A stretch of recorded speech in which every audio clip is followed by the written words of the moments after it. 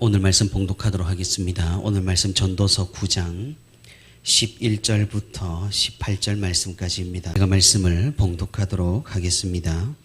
내가 다시 해 아래에서 보니 빠른 경주자들이라고 선착하는 것이 아니며 용사들이라고 전쟁에 승리하는 것이 아니며 지혜자들이라고 음식물을 얻는 것도 아니며 명철자들이라고 재물을 얻는 것도 아니며 지식인들이라고 은총을 입는 것이 아니니 이는 시기와 기회는 그들 모두에게 임함이니라.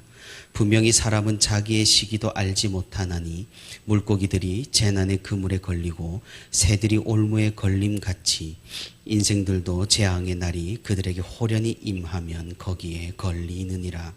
내가 또 해 아래에서 지혜를 보고 내가 크게 여긴 것이 이러하니 곧 작고 인구가 많지 아니한 어떤 성읍에 큰 왕이 와서 그것을 에워싸고 큰 흉벽을 쌓고 치고자 할 때에 그 성읍 가운데에 가난한 지혜자가 있어서 그의 지혜로 그 성읍을 건진 그것이라. 그러나 그 가난한 자를 기억하는 사람이 없었도다. 그러므로 내가 이르기를 지혜가 힘보다 나으나 가난한 자의 지혜가 멸시를 받고 그의 말들은 사람들이 듣지 아니한다 하였노라. 조용히 들리는 지혜자들의 말들이 우매한 자들을 다스리는 자의 호령보다 나으니라. 지혜가 무기보다 나으니라. 그러나 죄인 한 사람이 많은 선을 무너지게 하느니라. 아멘. 네, 오늘도 이렇게 하나님과 동행하기 위해 새벽교대 자리에 나온 우리 모든 성도 여러분 진심으로 환영하고 또 축복합니다. 오늘도 우리 함께 말씀을 듣는 가운데 그리고 말씀을 붙들고 기도하는 가운데 하나님의 크신 은혜와 위로가 풍성히 있기를 주님의 이름으로 소망합니다. 전도자는 계속해서 헛된 인생 그리고 허무한 인생에서 어떻게 의미 있는 인생으로 살아갈 것인가에 대해서 교훈을 전하고 있습니다. 그냥 세상의 흐름에 몸을 맡겨서 흘러가는 대로 흘러가는 인생은 결국 허무한 결말을 맞이할 수밖에 없을 것이라고 합니다. 하지만 하나님 안에서 인생의 의미들을 알고 지혜롭게 하나님께서 의도하신 대로 우리의 인생을 경영한다면 허무해 보이는 우리의 삶은 영원한 의미를 남기게 될 것이라고도 합니다. 전도자는 이를 설명하고 또 우리를 격려하기 위해서 이 세상에 살아가면서 일어날 수 있는 여러 가지 상황들을 제시를 하고 그런 상황에서 우리가 어떻게 대처하고 어떤 태도를 가져야 하는가를 알려주고 있습니다. 특별히 오늘 본문을 통해서 전도자는 갑작스러운 일이 닥칠 때 그리스도인으로서 어떻게 해야 하는지 그리고 또 이를 지혜롭게 넘기려면 지혜에 대해서 어떤 마음을 가져야 하는지에 대해서 상세히 알려주고 있습니다. 오늘도 하나님의 말씀을 통하여 우리가 이 세상을 하나님의 의도대로 살아가면서 그로 인해 희락과 평강을 누릴 수 있기를 바랍니다. 운동 경기를 보시면 대체로 빨리 달리는 사람이 먼저 도착하기 마련입니다. 하지만 올림픽의 달리기 경기나 그리고 동계올림픽의 쇼트트랙 경기를 보면 희한한 일들이 상당히 많이 일어나는 것을 우리는 지켜볼 수가 있습니다. 먼저 가던 선수들끼리 부딪히거나 또 미끄러져서 넘어짐으로써 가장 마지막에 달리던 선수가 1등을 하는 그런 일들을 말입니다. 이런 일들은 사실 운동 경기뿐만 아니라 우리 사회에서는 이런 일들이 더 자주 일어납니다. 빨리 달리는 사람이 반드시 먼저 도착하지는 않는다라는 말입니다. 우리 사회에서 이런 상황들을 살펴보면은 학창 시절에는 별 볼 일 없는 사람이 나중에 동창회에 가보면은 굉장히 크게 대성에 있는 경우도 있고 학창 시절에는 굉장히 잘 나가고 열심히 했던 친구가 동창회에 가보면은 나중에는 별 볼 일 없는 그런 사람으로 전락한 경우도 우리는 얼마든지 찾아볼 수가 있다라는 겁니다. 이런 말도 있습니다. A winner is a dreamer who never give up. 무슨 말이냐면 넬슨 만델라가 한 말로서 승자는 이기는 사람은 꿈꾸는 사람이고 또 절대 포기하지 않는 사람이라는 말입니다. 다시 말해서 강한 사람이 이기는 것이 아니라 살아남은 사람이, 포기하지 않는 사람이 이긴다라는 겁니다. 오늘 전도자도 이와 같은 말을 하고 있습니다. 오늘 본문 11절에서 강하다고 항상 전쟁에서 이기는 것도 아니고 똑똑하다고 해서 항상 좋은 음식을 먹을 수 있는 것도 아니고 현명하다고 해서 항상 은총을 입는 것이 아니라고 말씀하고 있습니다. 우리의 인생과 사회생활에서는 분명한 때가 있고 또 우연이라는 요소도 있습니다. 하지만 전도자가 말하듯이 분명한 것은 이 때를 주관하시는 분은 결국 하나님이시라는 겁니다. 하나님의 그 거대한 섭리를 이해하지 못하는 우리들은 이것이 우연처럼 보이고 행운처럼 보일 뿐입니다. 그래서 우리는 우리의 미래에 대해서 많은 계획들을 세울 수는 있지만 그 미래가 우리가 계획된 대로 될 것이라 장담할 수 없는 겁니다. 우리가 예측하지 못한 재앙이나 고난을 만날 수가 있기 때문입니다. 마치 오늘 전도자가 비유를 들듯이 물고기가 갑자기 그물에 걸린다거나 새가 덫에 걸리는 것처럼 우리도 전혀 예상하지 못한 때에 재앙을 당할 수가 있다라는 것이죠. 건강하던 사람이 갑자기 불치병에 걸리기도 하고 또 천재지변으로 모든 재산을 한순간에 잃기도 합니다. 그렇다면 우리는 이런 인생 가운데, 이런 상황들 가운데서 어떤 마음과 태도를 가지고 살아야 할까요? 여러 가지 어떤 그런 상황들이 있겠지만 우리는 야고보서 4장에서 성경의 지혜를 배울 수가 있습니다. 야고보서 4장 14절 15절에서는 이렇게 말씀합니다.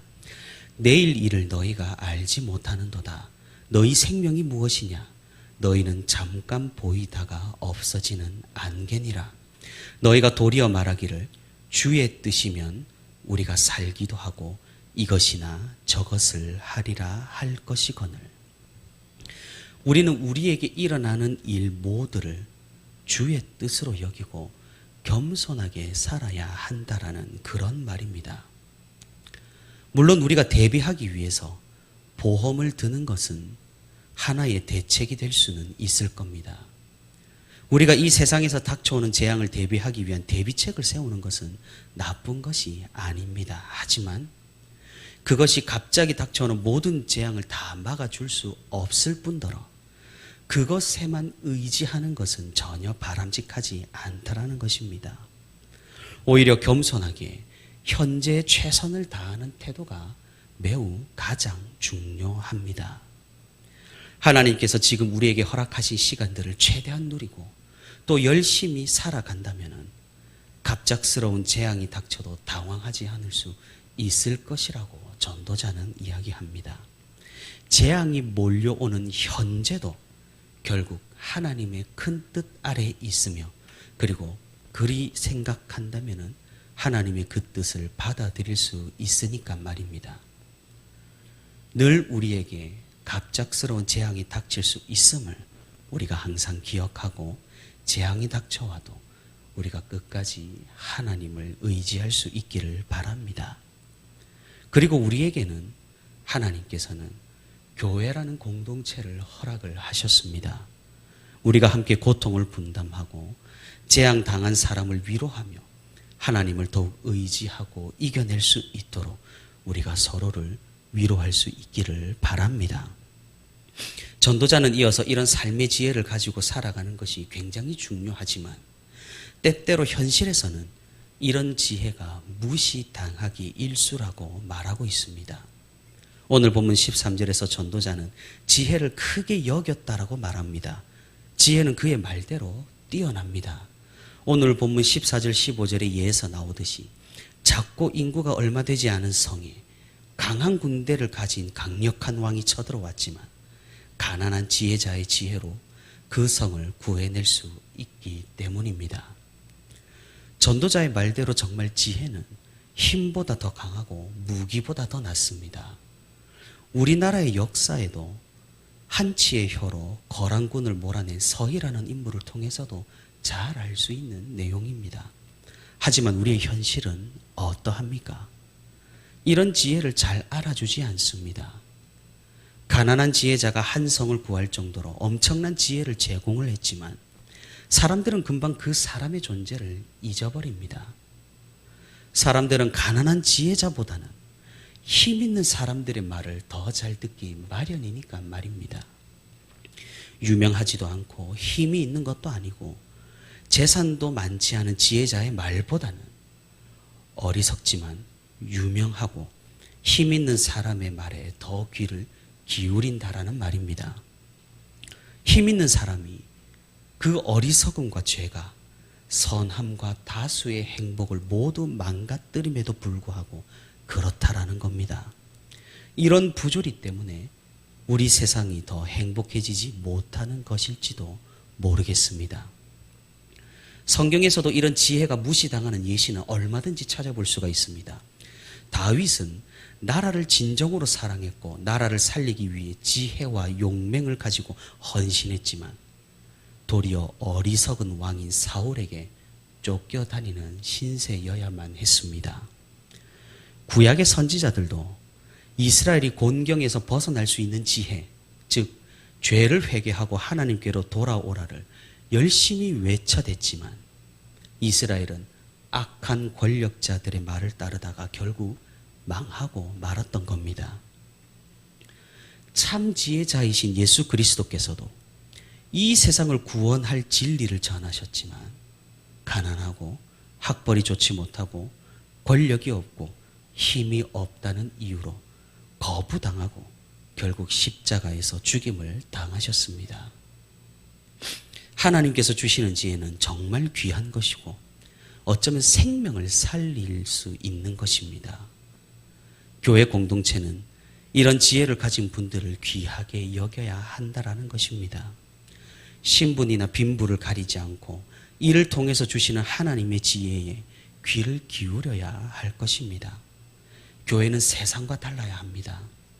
돈이 있고 힘이 있고 권력이 있는 사람의 말대로 이리저리 휩쓸리는 교회는 결코 건강한 교회가 아닙니다. 세상이 자본주의라고 해서 교회도 자본가에 의해서 흔들린다면 그것은 하나님 나라가 아니라는 말입니다. 교회에서 중요한 결정들이 몇몇 힘 있는 자들의 큰 소리에 의해서 이루어지는 것만큼 공동체를 파괴하는 악한 것도 없다라는 거죠. 중요한 직분을 맡고 있지 않거나 교회 나온 지 얼마 되지 않은 분들의 충고 또는 젊은 사람의 혈기 어린 소리, 교회 학교 어린 학생들의 지혜에도 우리는 귀를 기울일 줄을 알아야 합니다. 이것은 비단 교회뿐만이 아닙니다. 직장에서나 가정에서나 우리는 별로 중요하지 않다라고 여겨지는 사람들의 이야기에서도 하나님의 지혜를 발견할 수 있는 그런 민감함을 가져야 한다는 것입니다. 모든 경우에서 모든 사람에게 하나님의 지혜는 흘러나올 수가 있고 그 지혜는 결국 우리를 살릴 수 있고 우리를 행복하게 만들어 줄 것이기 때문입니다. 사랑하는 성도 여러분, 튀르키예에서 일어난 지진은 우리에게 큰 경각심을 심어줍니다. 재앙은 의인과 악인을 가리질 않습니다. 누군가 튀르키예의 지진을 보고 이렇게 말합니다. 예수 그리스도를 믿지 않으니 하나님께서 이슬람 땅에 벌을 내리신 것이다라고 말입니다.